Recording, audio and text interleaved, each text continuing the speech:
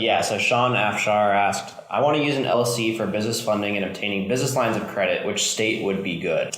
Yeah, that's a pretty common question, and hands down, the best state to register your LLC if you need to obtain credit lines is Delaware, by a pretty big margin, because Delaware has a separate court system only for business disputes called their Chancery Court System. And all of your business disputes are handled in that court system. Unlike other states where it's just part of the regular court system and things happen much slower, in Delaware they happen much faster. It's also a very pro-business state. So they get business disputes handled much more quickly. And because of that, that makes your funding sources, banks and finance companies and investors, VCs, they'd really like to see Delaware registered companies, because then if there is a business dispute with your Delaware entity, it's handled in the Delaware court system. While it might not make a difference so much for you whether your entity is a Delaware LLC or a Wyoming or a New Mexico or a Florida LLC, your lenders or your investors would much rather it be Delaware, because it makes it easier for them if they need to come after you on repaying your loan. Makes sense. It's also very attractive if you are raising money from investors. So not only lenders and credit lines, but also from investors. Just about any professional VC or bigger VC firm is going to require you to be a Delaware registered company. Gotcha. They pretty much won't touch it unless it's a Delaware registered company. Do you know the history on that? Like, why Delaware? Why do they have that type of system in no other state?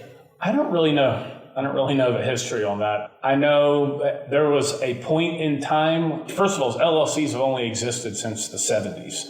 Now, there were corporations before that, there were limited partnerships and that sort of thing. I actually just was researching yesterday for a client, on a client call, we were researching a company name for them to register. And we went to the Secretary of State website in the state where they wanted to register. It was a corporation though, not an LLC, but that corporate name was registered in 1926.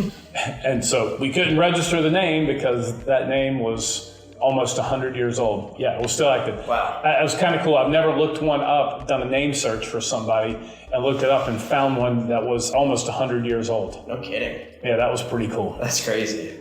But I don't know the history why Delaware has done that. I don't know the history, but I'm sure I know why, because they really wanted to go after that market for company registrations. Delaware does a huge amount of company registrations. It's one of their biggest revenue sources is company formations, company renewals, and that sort of thing. Gotcha. It's huge. There are individual registered agents in Delaware with like hundreds of thousands of companies registered at one address. Wow.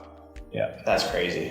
Yeah. So I can't tell you the history, but if you are looking for some credit lines or sources of funding or big bank lines or VCs, Delaware is where you want to register your company. Cool. Now, this is a kind of a side note, but I do have a lot of investors that will go out when they do different type of investment programs or different investment projects.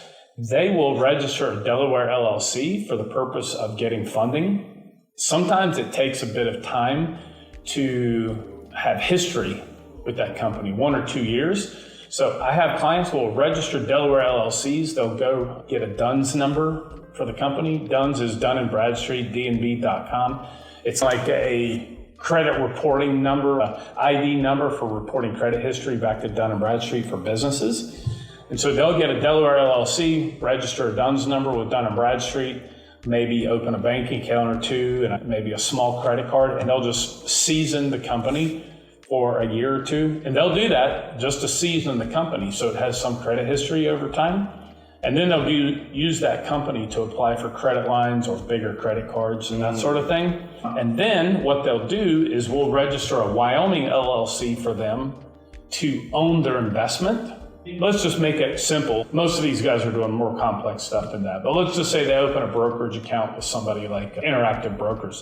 So they'll create a Wyoming LLC, open a brokerage account with Interactive Brokers, and then they'll have a loan agreement between the Wyoming LLC and the Delaware LLC, and they'll borrow the money from the Delaware LLC. So the Delaware LLC takes the loans out from their lenders, and then loans the money to the Wyoming LLC with whatever interest rate they have between their two entities. And so that actually protects their asset from being attacked by their creditors, because the creditors are of the Delaware LLC, not the Wyoming LLC. Oh, interesting. So it's kind of a funny strategy to arbitrage between the companies.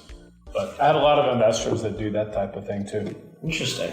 Yeah, I never thought of that. Yeah, there's a whole lot of creative things you can do with company structure.